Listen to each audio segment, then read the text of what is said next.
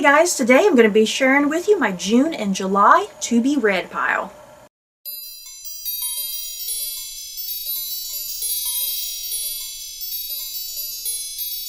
So before I discuss my June and July TBR, let's talk about my previous TBR. What was that? April, May? Do I got my months correct? Yes.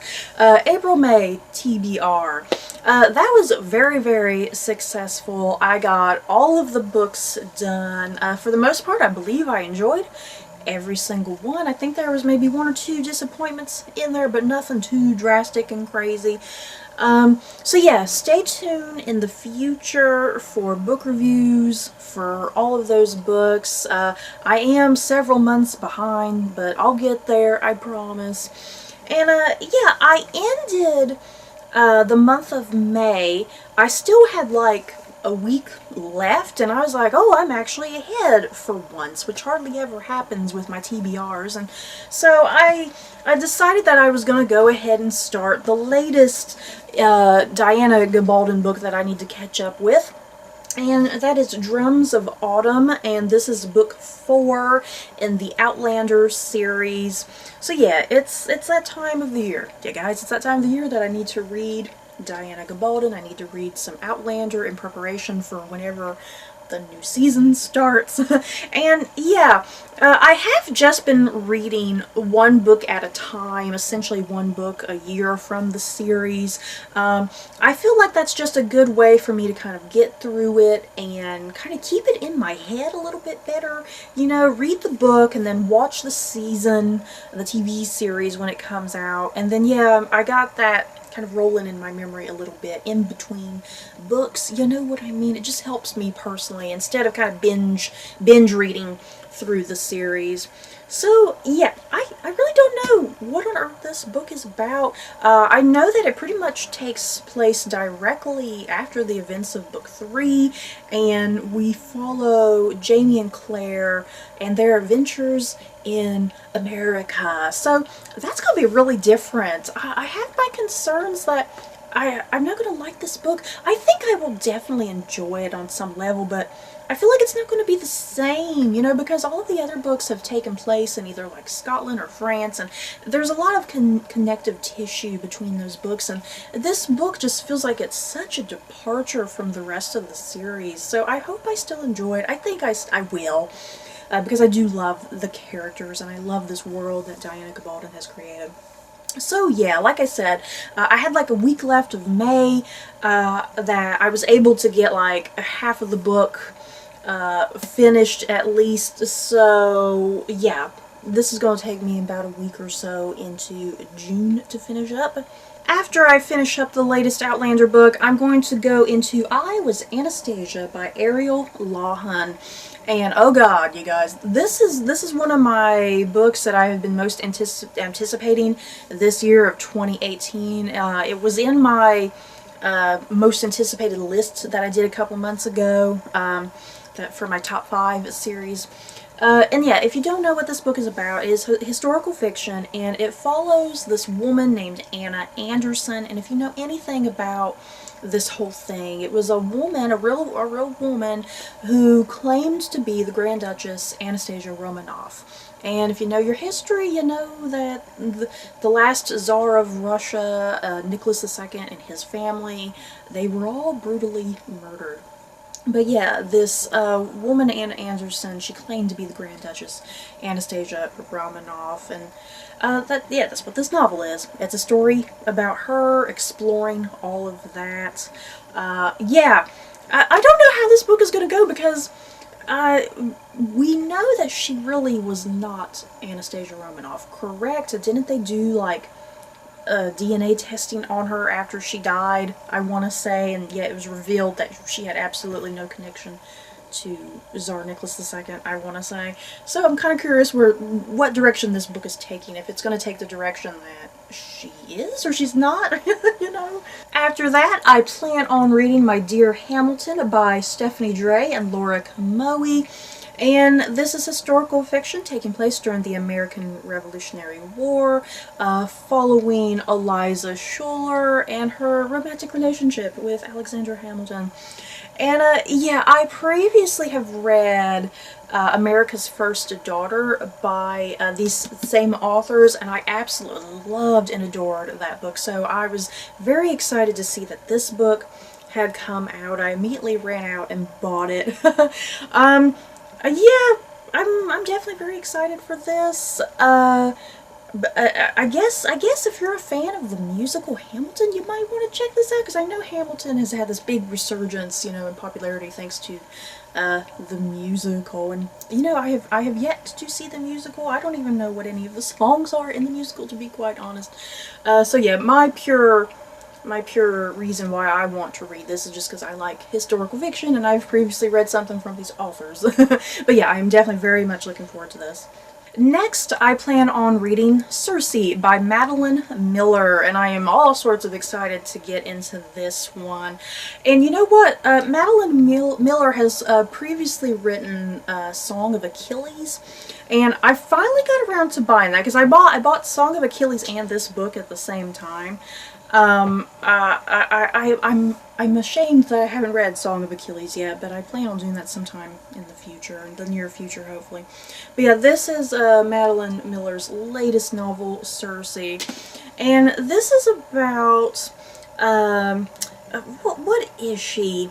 I'm trying to think what she is. She's not really a goddess. Let me begin here. It is historical fiction, like, you know, taking place in the ancient world, like in Greece, I believe, if I'm correct. And, yeah, she's not a goddess. What would she be? Seriously, what is she? She is like the daughter. It says, in the house of Helios, god of the sun and mightiest of the Titans, a daughter is born. But Stacie is a strange child, not obviously powerful like her father, nor viciously alluring like her mother. Turning to the world of mortals for companionship, she discovers that she does possess power, the power of witchcraft, which can transform rivals into monsters and menace the gods themselves. Yeah, does that make her a goddess of some sort? Or maybe a demi-goddess? Maybe that's what she is. I'm trying to think of the correct phrasing, you guys. And yeah, the big thing that Stacie is known for, if you know your Greek mythology, yeah, she definitely has a big role to play in the Odyssey with Odysseus, and yeah, she's the one who turns Odysseus's men into a bunch of pigs, right? So, yeah, I'm definitely very intrigued with this book. You just don't see a lot of Greek historical fiction released every day, you know, it's kind of rare. When it does come out. But yeah, I'm definitely very excited for this. Next, Macbeth by Joe Nesbo? Is it Nesbo? You know, because the O, it's an O and then it has like a line through it. I have a feeling it's not pronounced Nesbo. If you happen to know how it's really pronounced, let me know so I don't feel like such a fool whenever I do get around to a book review of this. But yeah, Macbeth. And this is a retelling of Shakespeare's Macbeth, obviously, if you can't tell from the title. And yeah, let me just kind of read a little bit of the synopsis here. It says that it's set in the 1970s in a run-down, rainy industrial town. Joe Nesbo's Macbeth centers on a police force struggling to shed an incessant drug problem. Duncan, chief of police, is idealistic and visionary, a dream to the townspeople, but a nightmare for criminals. The drug trade is ruled by two drug lords, one of whom, a master of manipulation named Hecate, has connections with the highest in power and plans to use them to get his way. Hecate's plot hinges on steadily, insidiously manipulating Inspector Macbeth, the head of SWAT, and a man already susceptible to violence and paranoid tendencies. What follows is an unputdownable story of love, guilt, political ambition, and greed, exploring the darkest corners of human nature and the aspirations of the criminal mind. That just sounds really badass, you guys. Macbeth taking place in the 1970s. Yeah, there's a drug problem, and yeah, criminals and gangsters and whatnot. It just sounds perfect. It sounds right up my alley. So yeah, hopefully I really enjoy this, because it sounds very, very promising. The next 3 books that I plan on reading come from Mary Poppins by P.L. Travers. So yeah, the first book in the Mary Poppins series is just called Mary Poppins. I have no idea if these books are showing up on the screen, you guys, because they're so white and the way the sun is hitting. So hopefully you can see them. But yeah, the first book is Mary Poppins, and then Mary Poppins Comes Back, and then Mary Poppins Opens the Door. So yeah, I don't know what, I really don't know what sparked me to sit and read these first 3 books in this series. You know, because I know that remake, the one with Emily Blunt's, where she's playing Mary Poppins, that's coming out like during the holiday season at some point, so I figured, you know what the hell, let me read some Mary Poppins. Plus my mom just had these lying around in her bedroom and I just stole them essentially.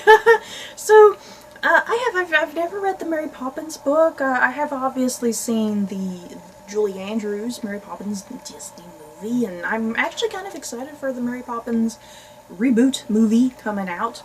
So yeah, hopefully I like these. I do tend to really enjoy children's classic literature, you know, things like Peter Pan and Alice in Wonderland, so I think I'll definitely enjoy these. And then I do believe I have room for one more book, because yeah, the Mary Poppins books, they're only going to take me a couple days a piece to finish, you know, once I get to them.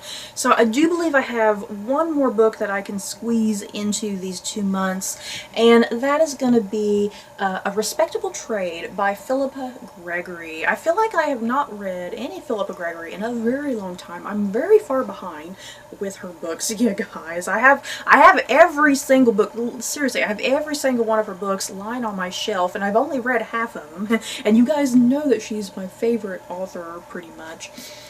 So yeah, just to read the synopsis of this really quickly.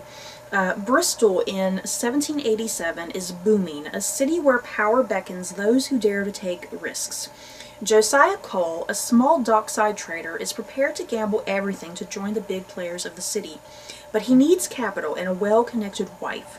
Marriage to Frances Scott is a mutually convenient solution.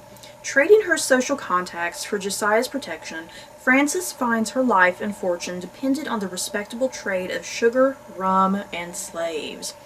Into her new world comes Mhuru, once a priest in the ancient African kingdom of Yabura, now a slave in England. From opposite ends of the earth, despite the differences in status, Mhuru and Frances confront each other and their need for love and liberty.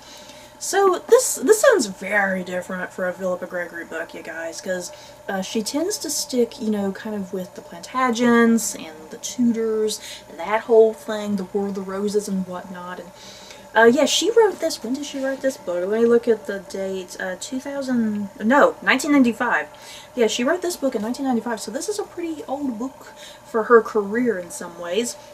Yeah, I'm very excited to read this. I'm excited to read something from Philippa Gregory, you know, that has nothing to do with the Plantagenets or the Tudors, you know. So yeah, hopefully I enjoy this. I think I will, though. So that's it for this June-July TBR. In the comments below, have you guys read any of these books? Do you plan on reading any of them? And what do you plan on reading for the next month or two? Just let me know. So that's it for this video. Don't forget to like, comment, and subscribe. And if you like this video, you may like these other videos. Bye, guys.